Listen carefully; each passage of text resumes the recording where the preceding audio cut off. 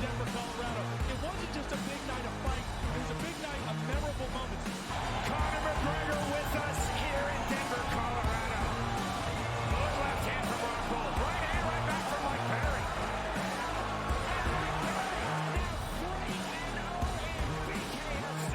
Can I get a face-off with Conor McGregor, man?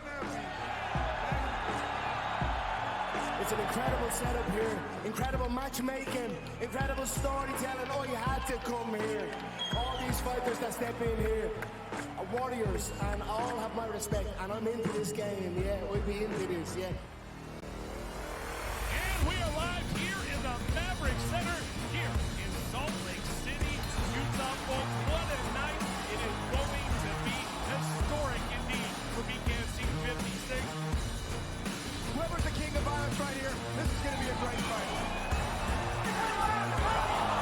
Perry on the turn. Right hand from Mike Perry. Double check. Who's the king of violence? I am! Combat fighting in its purest form, bare knuckle fighting in the city of angels. 80 seconds remaining. We've got the biggest announcement in the BKFC history we're about to make, so let's make that announcement. What's up, Knucklemania? The notorious Conor McGregor here. Ladies and gentlemen, the huge announcement that I have for you today. Conor McGregor, myself, and McGregor Sports and Entertainment is now an owner of Bare Knuckle Fighting Championship. Welcome to the big leagues. David Feldman, baby, we did it. He's now an owner of BKFC with us, and we're going to take this motherfucking thing all the way to the...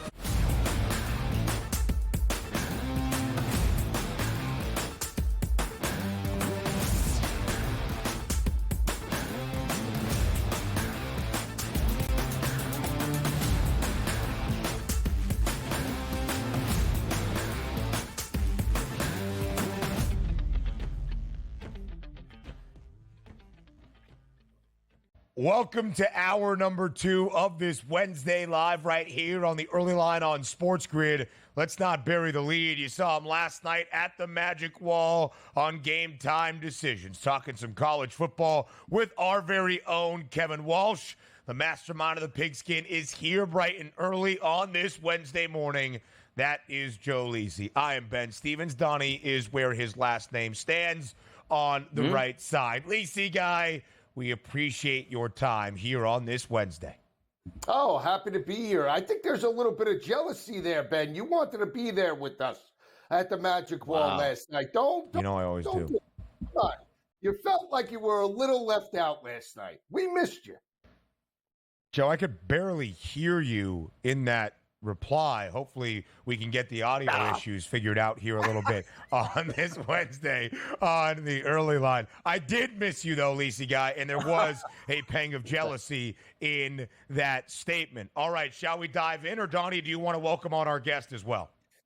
Yeah, I mean, you know, football season is 7 days, and on the 7th day, God created Joe Lisi to talk football, and we're going to talk some football. So let's have at it and have a good time here. Here we go. Donnie stirring the 7th day pot. Joe Nothing Lisi, like man. right side.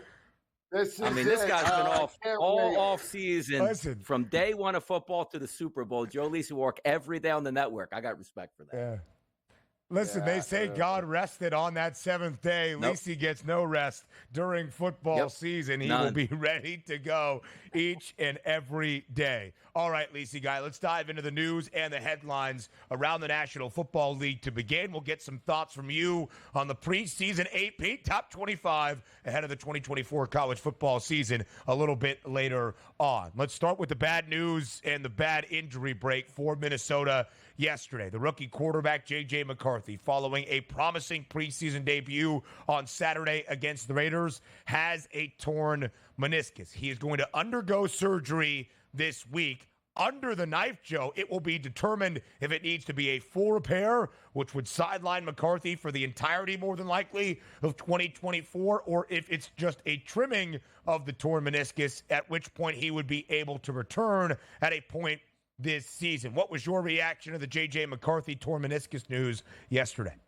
Well, it's unfortunate, right? Because he did play pretty well against the Las Vegas Raiders in the preseason game on Saturday night, threw the interception on the first drive, rebounded with a solid performance, and he is the face of the franchise potentially moving forward. Thankfully, it wasn't an ACL, guys, because then that's a major rehab. Even though it's meniscus and maybe he misses the regular season, they can afford that. They have a complement in regards to their backup, Sam Darnold. Is he great? No, but he could be like a Gardner Minshew type to potentially lead this team to a wild card appearance. They're not in a major rebuild, so I think you could start the season with Sam Darnold and still be okay. But big picture, McCarthy needs to be better. Take a look here also, Joe, with Sam Darnold's career. Obviously, we had much higher expectations of what turned out in New York. Now he gets a second chance. Here's what I like about it, though. You're with a very good offensive coordinator, head coach. You have an offense that has a solid running back, good tight end, and a great group of wide receivers, which includes maybe the best wide receiver in Justin Jefferson. How my mind starts to work now is it obviously appears that McCarthy's not going to be the day one starter. They're going to take on the New York Giants. What's your approach now to the Minnesota Vikings early in the season? Because for me, now that you know Darnold's going to get all the reps down the stretch, a full playbook here catered to just him, are we having positive vibes against that game against the Giants for him right out of the gate?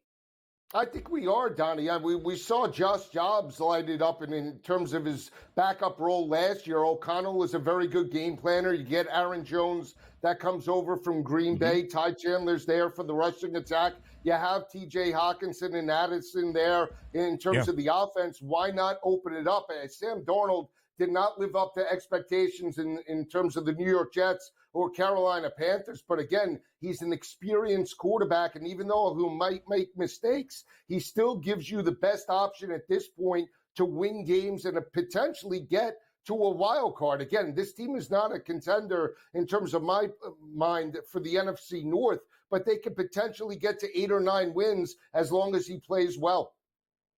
7.5 is the win total. The under has the juice. According to our guy, Warren Sharp, and the Sharp Football Analytic team, Minnesota has projected the 5th most difficult schedule around the National Football League this season. You can see it right there. After the opener in MetLife against the Giants, it is a very, very difficult start for the Vikings. So, Lisi, guy, you mentioned what Sam Darnold will mean for Minnesota. If it is Darnold, at least to start, or for a good majority of 2024, in your estimation, what does success look like, or how will success, better said, be evaluated this year in the Twin Cities?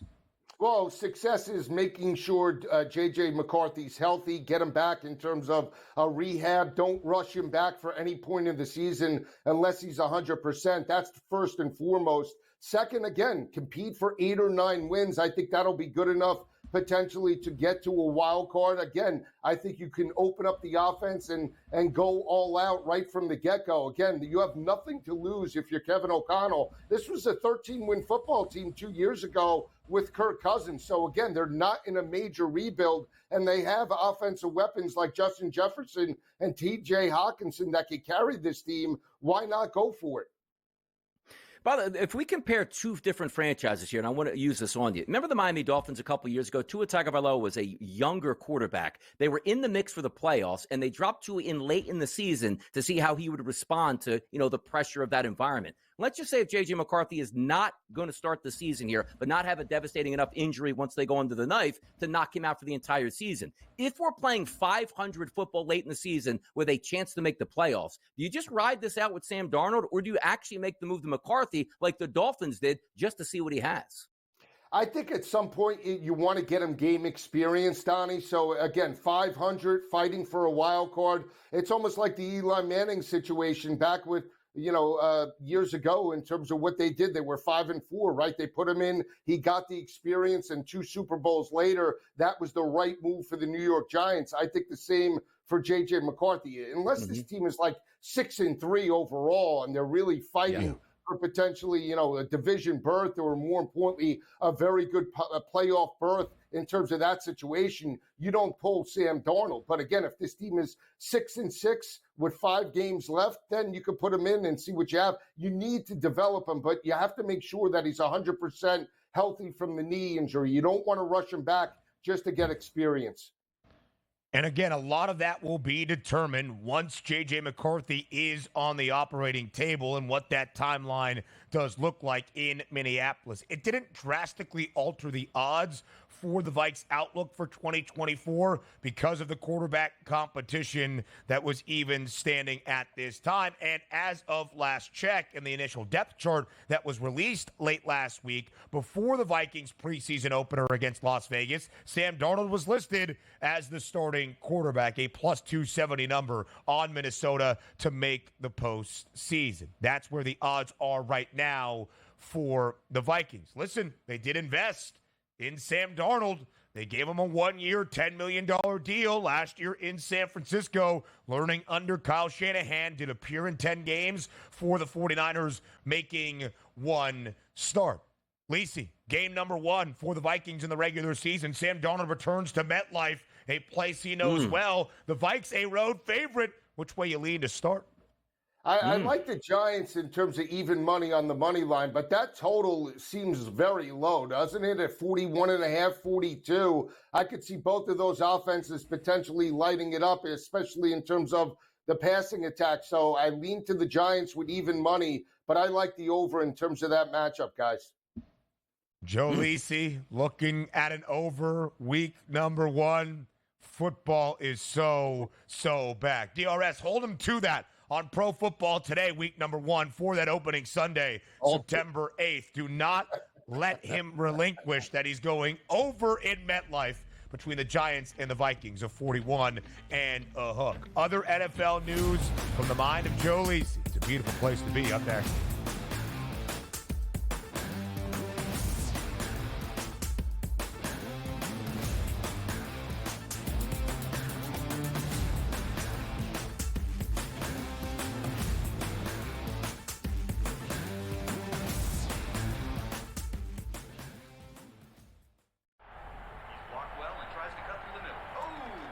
Your gut says Miami is going to win, and you should take the over. Your gut also said your NFT selfies would only go up in value. They didn't. But your head is on SportsGrid and knows the QB is in concussion protocol. The backup has a 45 QBR against the zone coverage. The New York D has the most sacks in the league. So yeah, trust your head. It's smarter to be on SportsGrid. There is going to be an energy to game time decisions that you will feel night in and night out. We're going to go through every single thing, and I've got a great team behind me that's going to help me get the job done. I want this to be the place that people come to. We are going to hit every single one of those markets that you need to know about. There is not going to be a better place, I promise you, than Game Time Decisions. We will have everything at our disposal, and we will use that to our advantage. I'm Kevin Walsh. Tune into Game Time Decisions from 6 to 8 p.m. Eastern on SportsGrid.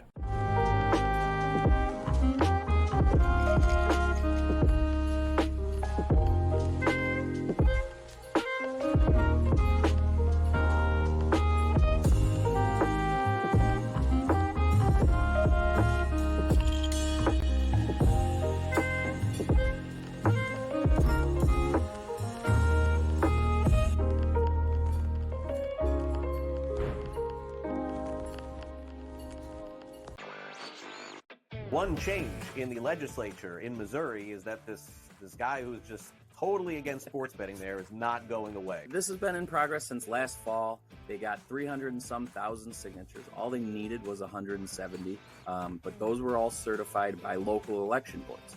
That had to be done by earlier this month. By tomorrow, the Secretary of State has to verify all those signatures. Newswire, only on SportsGrid.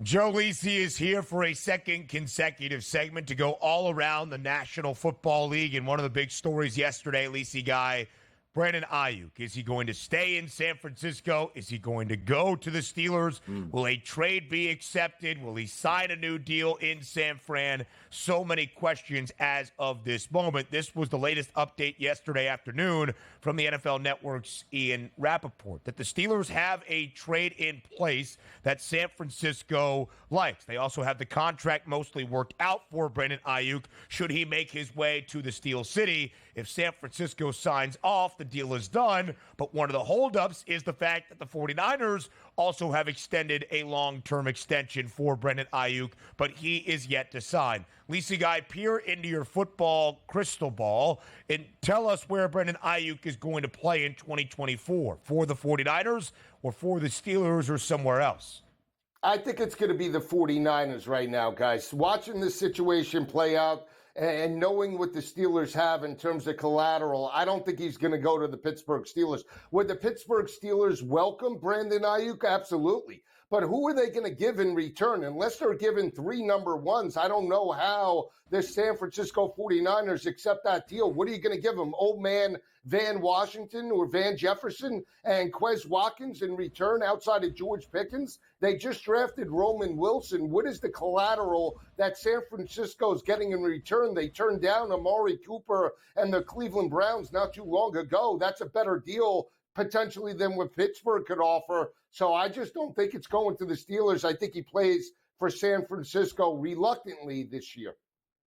And also, what is going on with the San Francisco 49ers with this contract negotiation, Joe? Because we've talked about this many times. Like, let's just say if Ayuk played on a franchise like the Carolina Panthers, like, hey, you know what? By the time you're going to be at the end of your prime, we're probably going to start getting good. That's why we'll move you here. Why did it even get to this point? And what's the reluctance of paying Ayuk outside of he wants more money than Justin Jefferson? This should have been signed, sealed, and delivered. 26, 27 years old, in the middle of his prime on a team that your quarterback, that's your favorite weapon here. How did we even get to this point? Well, I think part of it, Donnie, when you look at Brandon Ayuk, and the numbers don't lie, right? Breakout performance over 1,300 yards. He had very explosive plays in terms of over 17 yards per catch. I think that led all wide receivers, but the 75 receptions and the perception of how you look at Brandon Ayuk. Are you putting him in the same, category as A.J. Brown? Are you putting him there with Jamar Chase and C.D. Lamb and Justin Jefferson? Or is he a touch below that? He wants that type of money, $30 million per year. But the perception, I think, is that Brandon Ayuk is not in that level. I don't think he's in that level either. Even though he had a breakout performance, I think you put Brandon Ayuk on another team, I don't know if he's going to put up that type of numbers in terms of an offense. So we'll see how it plays out. Is he worthy of definitely 20, 22 million? Absolutely. But 30 plus per year, I think, is a long shot, guys. The 5 highest paid wide receivers in the NFL, Justin Jefferson, A.J. Brown, Amon-Ra St. Brown, and Tyreek Hill, all make $30 million or more. And Jalen Waddle, who got his extension earlier this offseason, more than $28 million. What exactly is Brandon Ayuk asking for in terms of that new deal, either with San Francisco or Pittsburgh? The figures really have not been shared. Joe, on the other end of the coin, let's say that Brandon Ayuk and San Francisco, the relationship is soured to the point that the 49ers say, you know what, Pittsburgh, you take him. Deal looks good. Hopefully you can sign him. Deal is done. What would Brandon Ayuk mean to Pittsburgh, and how might his addition to Russell Wilson and Arthur Smith's offense change your estimation on Pittsburgh this season? Well, it gives them a pure number one. That is the biggest thing. I think, because of how he's elevated his game, he might not be in the same category as those wide receivers that we just mentioned on other teams, but he clearly would be the best wide receiver on Pittsburgh. We saw George Pickens have high highs and low lows. Brandon Ayuk is at least more consistent and more experienced, so he gives them a legitimate number one. He gives Arthur Smith the ability to open up the passing attack, whether it be with Russell Wilson or Justin Fields, and allow that running game to potentially take over as well. So that's what Brandon Ayuk would bring the Pittsburgh offense. It's a win for them, but now they have to get him. Yeah, by the way, last year was a big win for Ayuk. I believe game number 1 was at the Pittsburgh Steelers. He had a very camp between both of these guys with an equal shot to win it. And it seems like every time you ask Mike Tomlin, he can't stand Justin Fields. Now, also, Fields didn't do himself any favors in that first preseason game. But how does this play out, not only for game number 1, but the season, Joe, for these two quarterbacks on the Steelers? Well, again, I think upside, if Russell Wilson is there, you're looking at potentially 8 or 9 wins. Why? Because it's Mike Tomlin and it's the Pittsburgh Steelers. If Russell Wilson's under center, I think the only bet I would potentially make in terms of that is maybe plus 154 to make the playoffs, because somehow, some way, Mike Tomlin will will them to get there. I do believe the big picture is Justin Fields, that he is the face of the franchise. I know he struggled in terms of the preseason action, but I still think he's the most complete quarterback on that roster and gives them the best opportunity to get to 10 or 11 wins. But I can't do it with Russell Wilson right now, guys. Only bet I would make would be plus 154 for them to make the playoffs. Justin Fields, 5 of 6 in his preseason debut in Pittsburgh for 67 yards. Kyle Allen played a ton, 17 of 23, 193 yards, a touchdown and an interception in that Friday night preseason opener against the Houston Texans. Lisi, guy, the market working just a little bit against you in terms of who is that week 1 starting quarterback for the Steelers. Russell Wilson now a minus 520 favorite. Justin Fields at plus 350. Where do you have it at again? Just to remind the people. 475. Okay, so it's not working against you necessarily. I did see the numbers drop a little bit last week. You're still feeling pretty good about that. Now we talk some college football. We'll look at the AP preseason poll and get Joe Lisi's reactions on the other side. Lisi, did you know Donnie has a preseason college football magazine? We'll talk about it next.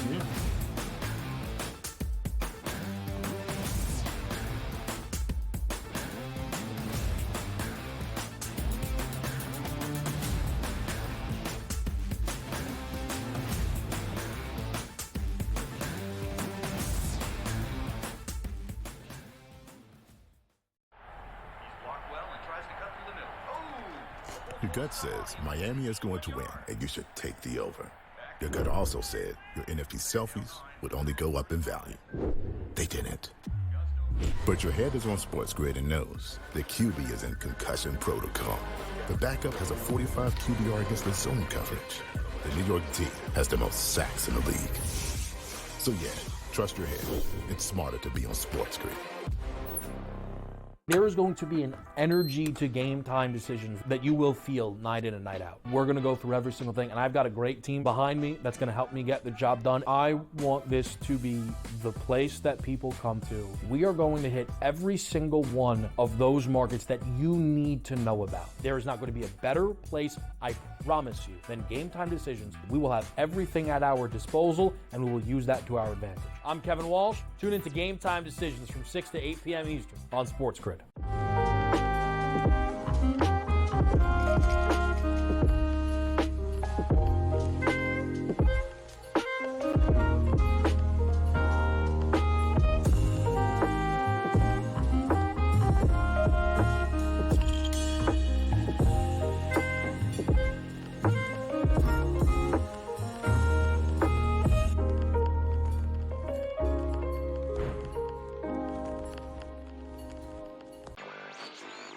One change in the legislature in Missouri is that this guy who's just totally against sports betting there is not going away. This has been in progress since last fall. They got 300 and some thousand signatures. All they needed was 170, but those were all certified by local election boards. That had to be done by earlier this month. By tomorrow, the Secretary of State has to verify all those signatures. Newswire, only on SportsGrid.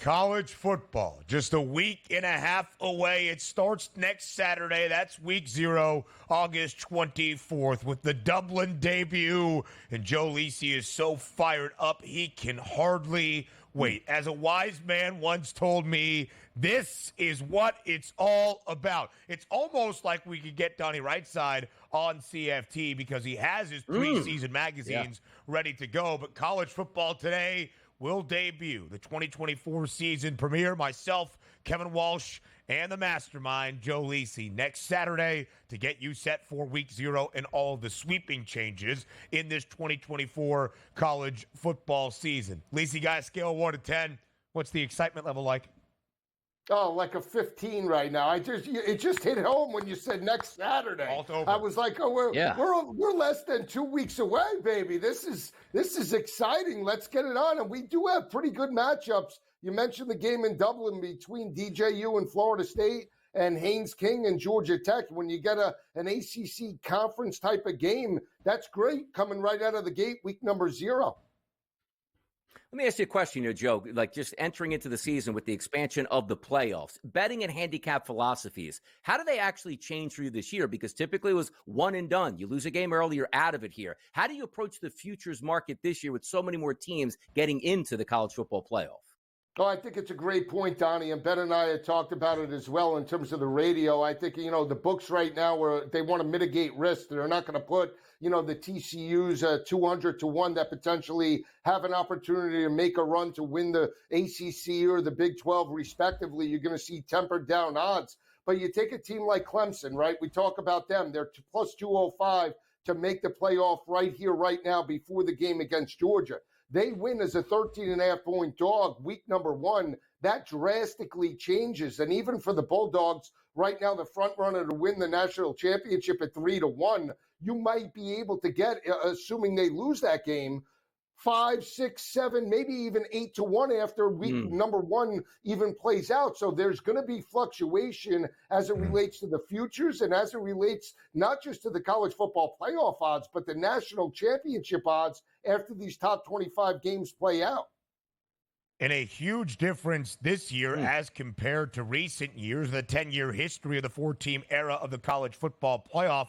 If Georgia or one of the national championship frontrunners were to lose early on, their season is not done. Slim margins open up a little bit with more avenues to a college football playoff. And how will the preseason AP top 25 dictate how college football plays out in 2024? Georgia, not only the preseason national title favorite, also the number 1 team in the preseason poll for the second consecutive year. Ohio State is 2, Oregon 3, Texas 4, Alabama 5. You can see the poll on your screen. Lisi, not many surprises, not many people yelling at clouds as often is the case when the preseason AP top 25 comes out before a new college football season. What was your rankings reaction?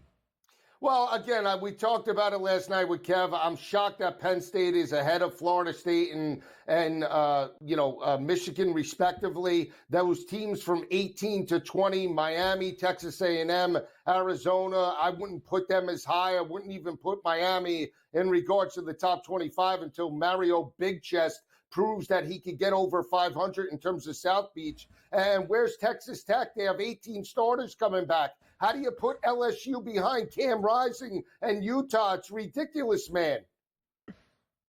If we're taking a look here at the AP top 25s by conference, it's obviously the SEC leads the way. But if you are a betting man, which you are, which conference are you laying the wood on that will secure the national championship in this new era of the college football playoff? Donnie, I think it's the SEC, but again, I still think it's a wide open race on any given Saturday. Anybody can lose, including Georgia. That's what makes it very interesting. But keep an eye out for the ACC. I think they might have 2 teams in the college football playoff this year. That would be a little bit of a surprise. All top 10 teams, only one ACC team, that being Florida State. Joe made me laugh when he said, "Where's Texas Tech?" You mean the team that was 7-6 after an Independence Bowl victory last year? That's not even receiving votes. 2 bowl wins. Come on, 18 starters coming back. No more for Joey McGuire. Keep an eye out on them. They're live this year, baby. Boobie Miles got hurt in that stadium. Bad vibes, man. Bad vibes around bad Texas. Vibes. Bad vibes.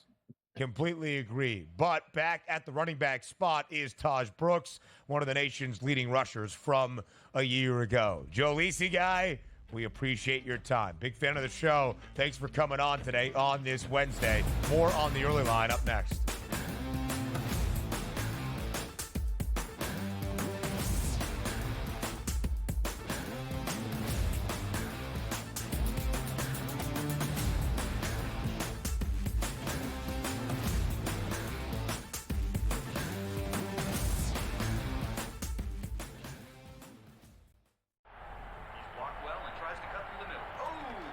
Your gut says Miami is going to win, and you should take the over. Your gut also said your NFT selfies would only go up in value. They didn't. But your head is on SportsGrid and knows the QB is in concussion protocol. The backup has a 45 QBR against the zone coverage. The New York D has the most sacks in the league. So yeah, trust your head. It's smarter to be on SportsGrid.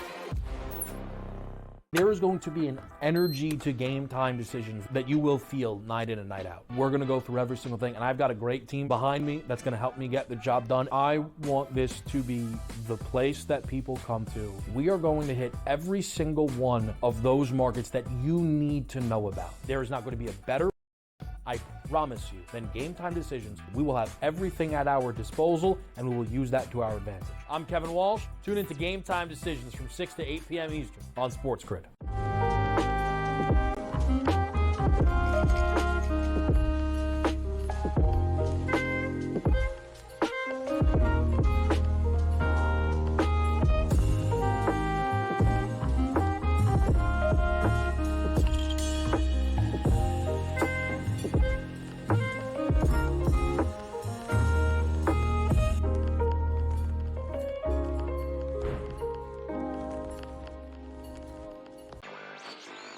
One change in the legislature in Missouri is that this guy who's just totally against sports betting there is not going away. This has been in progress since last fall. They got 300 and some thousand signatures. All they needed was 170, but those were all certified by local election boards.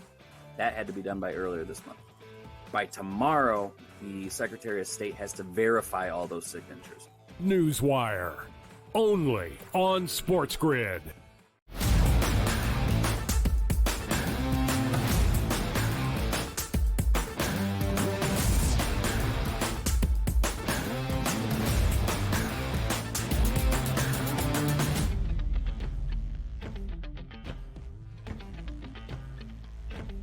We turn our attention now to Major League Baseball, and we welcome on one of our favorite guests from Just Baseball Media, the play-by-play voice of the Triple-A affiliate of the Pittsburgh Pirates. That's the Indianapolis Indians. It is Jack McMullen live right here on this Wednesday on the Early Line. Jack, we appreciate the time. Thank you for being here, as always, to set the stage for the final month and a half of regular season action around the Bigs. Why not, man? We're dialing back on baseball, right? We get ready for the postseason, and I follow college football. This is great. Why is Dan Lanning going to win a national title this year? Do you guys know? Because Oregon is really, really, really good. Offensive line solid. Dylan Gabriel under Will Stein. The OC in Eugene expected to put up ludicrous numbers. Yeah, I'm with you. So I'm ready to talk baseball. Donnie could have known that as well. Jack, are you still calling games at Ball State?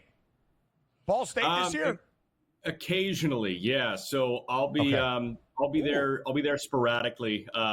Tough. Our guy Carson Steele had a really good showing for the Chiefs during preseason. You guys watch any of that? He was awesome. Scored a touchdown. Got me to my first half over. It was huge. DRS, I know you're in it.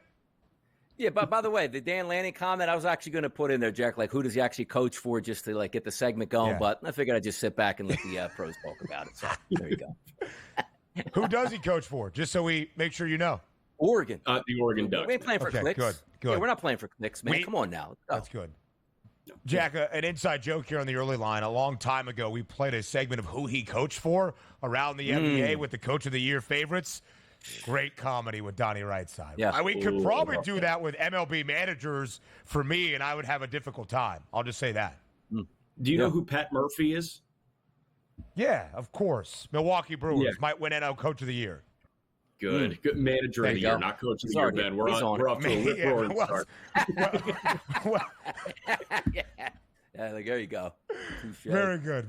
That was very good, Jack. By the way, Pat Murphy and his Milwaukee Brewers have lost both of their opening 2 games this week in their 4-game set against the LA Dodgers, managed by Dave Roberts. And what a return it has been for Mookie Betts. A home run and 3 RBIs in his first game since the middle of June on Monday. A couple of base knocks yesterday. And Shohei Ohtani stays hot at the dish. A 7-2 victory for the Dodgers, Jack. They've won 8 of their last 10. What has impressed you about LA so far in this set against the Brew Crew?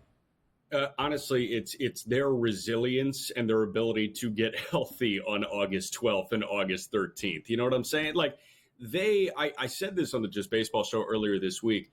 I didn't think there was a world that I would ever feel bad for the Los Angeles Dodgers. But we hit a point where I started to feel bad for the LA Dodgers with no Mookie Betts, with no Yoshinobu Yamamoto, the guy that they just paid $325 million to this offseason. They've missed Clayton Kershaw pretty much the entirety of the year. They've missed Walker Buehler for a huge chunk of the year. Tyler Glasnow had an IL stint. I was like, what does this team need to do? Bruce Dog Gratterall, I think, threw 8 pitches this year. He came back from the injured list. He goes right back on the injured list. It has been brutal health-wise for the LA Dodgers. They're as healthy as they've been. And guess what? Buehler going today, Flaherty going tomorrow. The Dodgers are starting to look like the Dodgers that we were promised, albeit a little bit different because I did not think that Jack Flaherty would be one of the huge names for the LA Dodgers in the back half of 2024. But that's baseball, man. Things formulate like this over time. I thought last night's game was the perfect example of what the Dodgers should do to a guy like that in the Brewers rotation. And it also embodied my concerns with the Milwaukee Brewers. Like Colin Ray, I know he's been pretty solid this year, a low to mid 3s, but they teed off on him, man. And it was the final line on him was 6 innings, 10 hits, 7 runs. That's what the Dodgers should be doing. And that validated my concerns on the Brewers side. Jack, how the West was won, boy, that is going to be a story we are going to tell because at the beginning of the season, we expected a lot of teams to try to fight and scratch and claw with the Los Angeles Dodgers. Midway through the season, it looked like it was a runaway. Not so fast. That wild card race heating up because of the West. The Diamondbacks, 5 straight games they've won. 9 winners of 9 of their last 10. The Padres, winners of 9 of their last 10, won 2 games in a row. They lead the wild card, and also the Braves still in the mix there. Mets, Giants, Cardinals, and Reds. First, talk to us about that race in the NL West, keeping the Dodgers, on their P's and Q's, but also that wild card race is really tough. Are there any odd men out that you're looking for in that race, like the Reds, the Cardinals, the Giants, that you don't think might be able to cross that finish line? Yeah, I don't see the Reds doing it now just because I kind of doubt their offensive ability, 5 through 9. I think their front 3 can be formidable. Ellie De La Cruz is one of the best players in baseball. I view the Reds as one of the odd men out. I would say the Cardinals kind of fit that billing too, just because I doubt, that starting pitching over the course of the final 6-7 weeks of the regular season here. The Giants, man, I'm not counting them out just yet. Blake Snell is throwing like one of the better pitchers in all of Major League Baseball. They just got Robbie Ray back. We know who Logan Webb is. They can pitch their way into the conversation. They already have, and frankly, they can stay there by starting pitching. You know who I'm really worried about is the Atlanta Braves. This offense, when's it going to click? It's August 14th. I know that they hold on to that final wild card spot, but you go piece by piece in the Braves and the Mets lineup. It is a lot closer than it should be. And do the Braves have the edge? Maybe, I guess. It helps that Marcell Ozuna is doing what he's doing. But at the end of the day, I was expecting a heck of a lot more from Matt Olson this year. I was expecting a heck of a lot more from Orlando Arcia this year. And Olson, relatively speaking, has been underperforming. Arcia has just been brutal in that 9 spot in the batting order. The Braves are really starting to, up my heart rate a little bit, up my blood pressure with them. They have a 2-game advantage, does Atlanta, at this moment over the New York Mets. The Braves have won both of their games in San Francisco to start this week in 10 innings by a single run. The Mets have dropped 4 in a row. The opener last night against Oakland, swept over the weekend by Seattle. It is a wild card race here down the stretch of this MLB season. Jack, back to the Dodgers, but also in the race, not for a wild card spot or even a divisional title once again. the number one overall seed in the National League. The Dodgers have now overtaken Philadelphia because of this recent good form, and the Phils on a slide since the All-Star break. 71-49, the record for LA. A game and a half in front of the Phils, who have lost 4 in a row and are 69-50. Philadelphia blanked yesterday at home by the Miami Marlins. Jack, when all is said and done, will it be Philly or LA with the top overall seed in the National League postseason? I wish I could give you a reason as to why it's going to be one of them, but frankly, I have no idea. The Phillies have been sliding like this, and you say, oh, like, what's been the issue for the Philadelphia Phillies? I don't know. Like, this is a game played every day over 6 months. So, sometimes you're going to run into bad stretches. On paper, you look at this team, there is no hole on the Philadelphia Phillies roster, which makes me think that the Phillies will be the team that ends up with the best record in the National League. But again, you can't really understand the slide. The vibe is clearly not right with Philly right now, and that was a brutal weekend to watch in Arizona this past weekend. So I'm going to lean the Dodgers just because they have that, influx of healthy talent, of superstar talent. It's really nice to have Mookie Betts back. It's really nice to have Mookie Betts back in right field, too.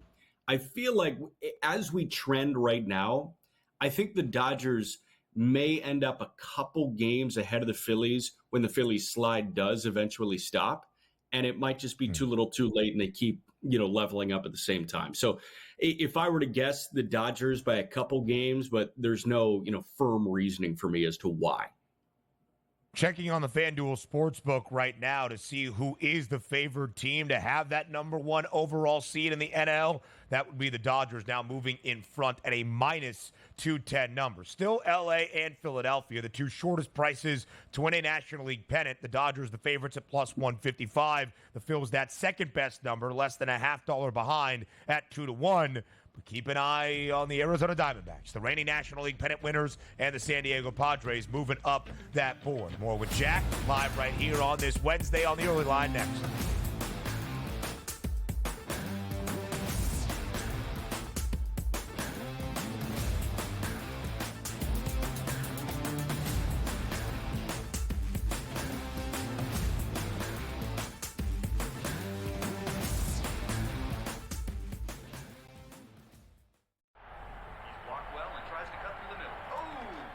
Your gut says Miami is going to win, and you should take the over. Your gut also said your NFT selfies would only go up in value. They didn't. But your head is on SportsGrid and knows the QB is in concussion protocol. The backup has a 45 QBR against the zone coverage. The New York D has the most sacks in the league. So yeah, trust your head. It's smarter to be on SportsGrid. There is going to be an energy to game time decisions that you will feel night in and night out. We're going to go through every single thing, and I've got a great team behind me that's going to help me get the job done. I want this to be the place that people come to. We are going to hit every single one of those markets that you need to know about. There is not going to be a better place, I promise you, than Game Time Decisions. We will have everything at our disposal, and we will use that to our advantage. I'm Kevin Walsh. Tune into Game Time Decisions from 6 to 8 p.m. Eastern on SportsGrid.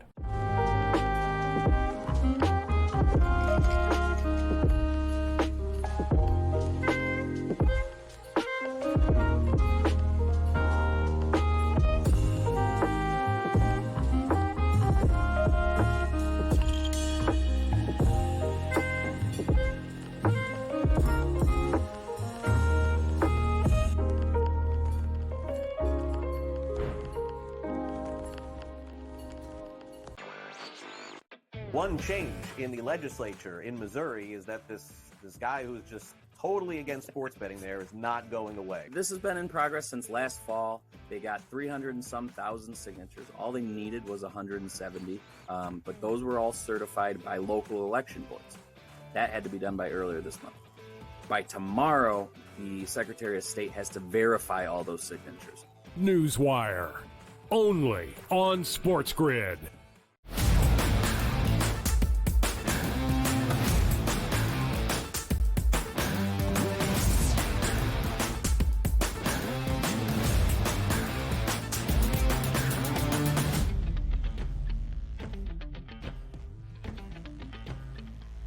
Live right here on the early line on Wednesday. All across MLB, we continue to go, and Jack McMullen joins us for a second consecutive segment and a third after that to forecast a Wednesday slate in MLB. Jack, plenty of compelling races down the home stretch of this MLB regular season, and in one of the divisional races that is tight, we focus on the American League West. The Astros have won 7 straight games. The Mariners got clobbered yesterday in Detroit, 15-1. The Tigers putting on a pounding. So now a game-and-a-half advantage for Houston atop the American League West. They are the odds-on favorites at a minus 280 number to win the division. How do you compare these two teams right now near the top of the division, the Astros and the Mariners?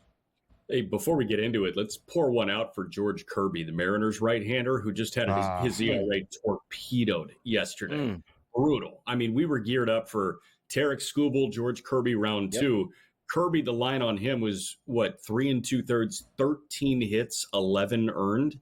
ERA jumped from 3.13 to 3.73. So absolutely brutal. Like, it stinks that guy has that on his season because he was throwing so darn well. But Ben, to answer your question, I really struggle to see how the Mariners offense drastically improved at the deadline. And I like the addition of Randy Arozarena. I do. I know that you have the additional year of control of Randy Arozarena after this year. So I liked it at the moment. And I still like it. I like that influx of talent. Justin Turner was a fine get. Like, it just feels like a B- C+ get. Hey, you got, a little bit better, but that isn't a lineup altering get. I doubt this Mariners team's ability to score runs over the course of a given week. And the Astros, I don't have that doubt. Yordan Alvarez should absolutely be in the conversation with an Aaron Judge, with a Shohei Ohtani when it comes to best hitters in all of baseball. Yordan has been a menace, and that Astros lineup is deep enough to get it done, man. Not to mention Justin Verlander is on rehab. He just looks sharp in Double-A as well. You pair Framber Valdez and Hunter Brown and Justin Verlander at the top. It's not the Mariners, technically. It's not a Gilbert, Castillo, Kirby, Wu, Miller mix that has made the Mariners the best starting rotation in all of baseball, but they paid a lot of money for that bullpen. And, who knows if that bullpen will blow it or not in Houston. They paid a lot of money for that lineup, and that lineup is just objectively better than Seattle. So I'd say it's the Astros, and they're not looking back at this point. But, they're both playing good ball right now. Who's going to slip up first? And I don't know, I guess 15-1 in the 7th inning would be a slip up. But, again, this is baseball. You got a blank slate every single morning. It's been pretty wild, Jack, to watch the West because we were right, at least I was writing off the Astros about a month and a half ago saying this team's never going to get it together, and here they are in first place. So my question's not with the Astros or the Mariners fighting for it, but what happened to the Texas Rangers? Jack, this isn't like a team ran away with it as the best team in baseball and you just can't chase them down. This is a very winnable division for a team that won the World Series last year and just never got it together. It looked like they were starting to peak. Now they find themselves 9.5 games back. What happened to the Rangers this year?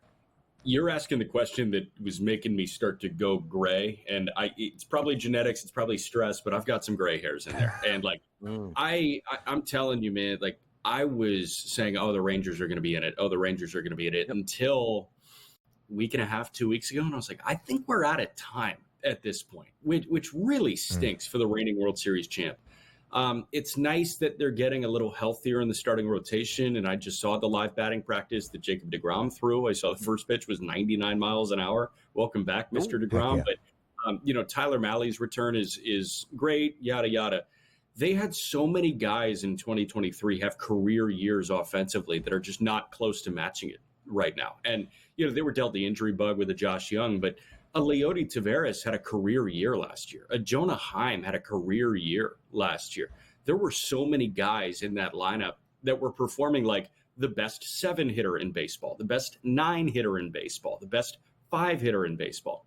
And now, you have Seager and Semien, but at the end of the day, Adolis Garcia is not even the Adolis Garcia of 2023. So for me, it's really last year was a perfect storm, and this year, I don't think this is the realistic, baseline for the Texas Rangers, but I think it's an underperformance of the Texas Rangers. I don't think we saw the baseline of the Texas Rangers last year. I think we saw the 100th percentile outcome, and that resulted in a World Series, which is awesome. Yeah. When you look at Texas, now 10 games below 500, 55 and 65, 9.5 games out of that American League West top spot, occupied by their in-state foe in Houston. Jack, you weren't alone thinking at the end of July maybe Texas was starting to put things together. They had won 5 straight, capped off with a series sweep over the White Sox. Good, is what you're supposed to do on July 25th. And they were 51 and 52, just a game below 500. They have lost 13 of 17 since that point. But it's not the reigning World Series champs in the Rangers. It's not a team that's reached the ALCS 7 straight years in the Astros that has the best record in the American League. It's not the Yankees. It's not the Orioles, despite being the 2 frontrunners to win the pennant. It's the Cleveland Guardians, 71 and 49, the best record in the AL. Jhonkensy Noel, 3 home runs in 2 games against the Cubbies to win it yesterday for the Guardians. Jack, what is Cleveland's ceiling come October baseball? That's a great question. Stephen Vogt, by the way, you nailed it, manager of the Cleveland Guardians. You nailed that during the break. Props to you, Ben. Their ceiling is fascinating to me because they've had starting pitcher questions all season long. Like, I was calling Tristan McKenzie starts in AAA this year. That shouldn't be happening with a Tristan McKenzie. Don't forget, Shane Bieber looked amazing, like 3 times through the rotation, and then his season ends with surgery, with elbow surgery. So, as for the Guardians, I understand the price point here at plus 650. I totally get it because they are not the heavyweight that the Yankees and the Orioles and the Astros are. But at the end of the day, they've scrapped their way to the best record in the American League. Who's to say that they can't make some magic happen in a 5-game series, in a 7-game series? And it helps to have that guy Big Christmas in the middle of that lineup. I love watching Jhonkensy Noel, man. Listen, Donnie Rightside, a huge believer and backer in the Guardians. He is fired up for Cleveland come playoff baseball. We'll set the stage for Wednesday next.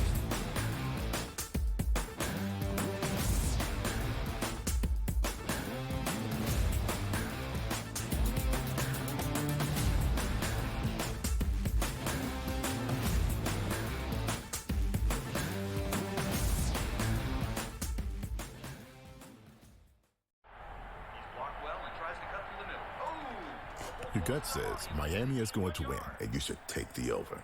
Your gut also said your NFT selfies would only go up in value. They didn't.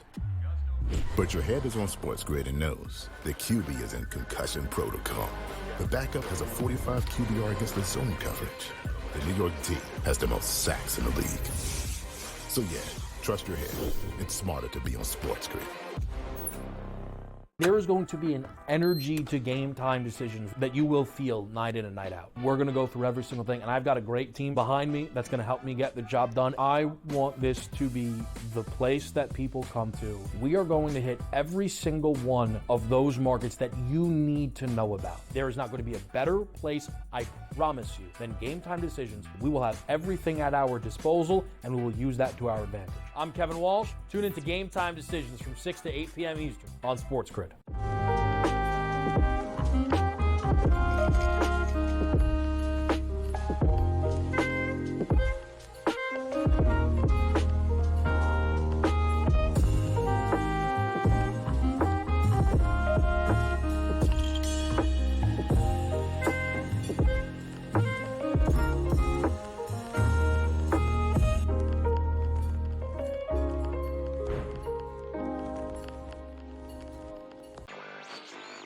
One change in the legislature in Missouri is that this guy who's just totally against sports betting there is not going away. This has been in progress since last fall. They got 300 and some thousand signatures. All they needed was 170, but those were all certified by local election boards. That had to be done by earlier this month. By tomorrow, the Secretary of State has to verify all those signatures. Newswire, only on SportsGrid.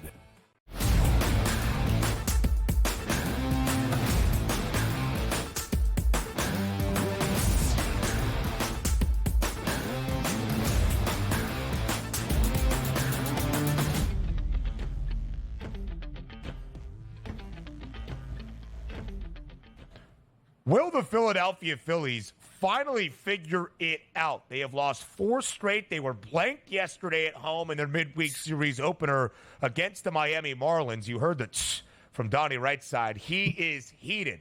So we asked Jack McMullen to try to figure it out and make sense of it for us. The Phils close to a $2 favorite at home tonight against Miami. Total is 9, minus 190. That exact money line price as of this moment on FanDuel. Jack, how desperately does Philadelphia just need to win this baseball game against the Fish?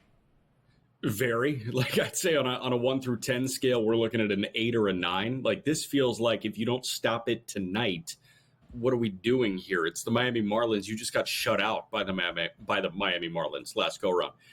Now they send Tyler Phillips to the mound, and Donnie, you can fill in a little bit. I'm sure he was really good until he wasn't, and he was Correct. An awesome story. But again, this guy had an ERA close to 5 at Lehigh Valley. They needed a warm body to make a spot start. It went really well. They gave him another. It went really well. They gave him another. It went really well, and then it didn't. He scares me a little bit, but you know what? Like the guy on Miami side, Edward Cabrera, scares me too because he struggles to find the strike zone in its entirety over the course of some starts. Now, some he'll go, 5 innings, 2 hits, no runs, and he'll punch out 8 and he'll scatter his 2-3 walks. But, if they're patient, I think that works in their favor. My question tonight on the Phils is what version of Tyler Phillips do we get? I have no idea. Yeah, here's the tough part too, Jack. Like they come home from that, road trip, which they were under 500, had a great series against the Dodgers, terrible against Arizona. And Rob Thompson basically said, you know what? Going to be good to get home. Taijuan Walker shows up on the mound and the fans are on edge. What do you need? Just give me a clean top of the first inning to get the good vibes there. He was terrible in the first and the boos were raining down right away. And sometimes you see that cluster and it's not as if you have your stopper, Zach Wheeler, on the mound today. We'll see what Phillips has. Yeah. Let's go to another game, 6:40 p.m. Eastern tonight. Chicago Cubs and the Cleveland Guardians. Taillon and Cobb. Favorite here for Cleveland, minus 138 price, playing good baseball. They look like they were free-falling a little bit here, Jack, but a couple straight wins certainly righted that ship. Any thoughts today between Cobb and Taillon with the Cubs and the Guardians?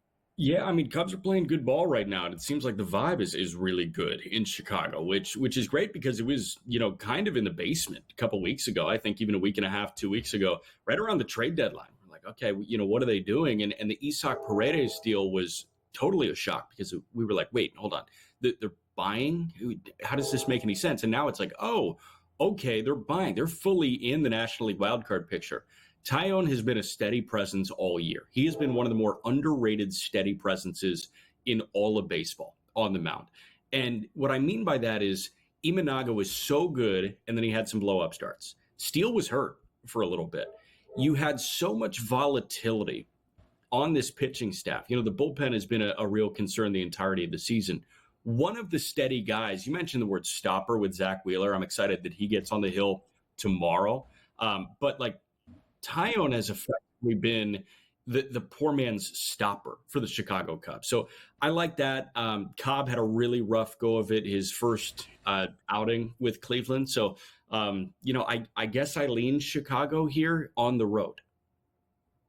Yeah, the Cubs had won 4 straight entering this series. The Guardians looking for a midweek series sweep with a victory today against Chicago. Same story in an AL Central duel between Minnesota and Kansas City. Only a couple of games of day baseball on this Wednesday. This is one in the Twin Cities, where yesterday the Twins got to Seth Lugo in a big way. 13-3 the victory for Minnesota. Lugo, who was so great for most of the year for KC, has now lost 5 of his last 7 starts. Minnesota looking for the series sweep today against Kansas City. A virtual pick'em, Jack. Actually, a little bit of movement. Minnesota now a slight minus 110, favorite minus 106 on the other side for the Royals. Total of 8. Will Minnesota sweep, or will Kansas City avoid the sweep and pick up a victory?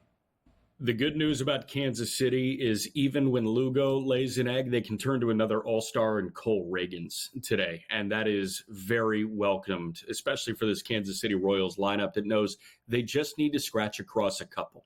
Twins are going with a spot start today. I don't know exactly who it's going to be.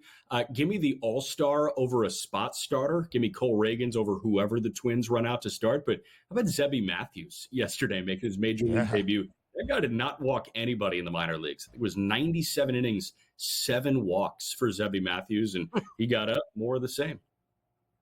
No walks yesterday against Kansas City in a 13-3 win for Minnesota. KC just a 1-game advantage over the Red Sox right now for the final AL wildcard spot. Jack McMullen, we sincerely appreciate this great half hour. Thank you, my friend. Hour number 3 up next on TEN.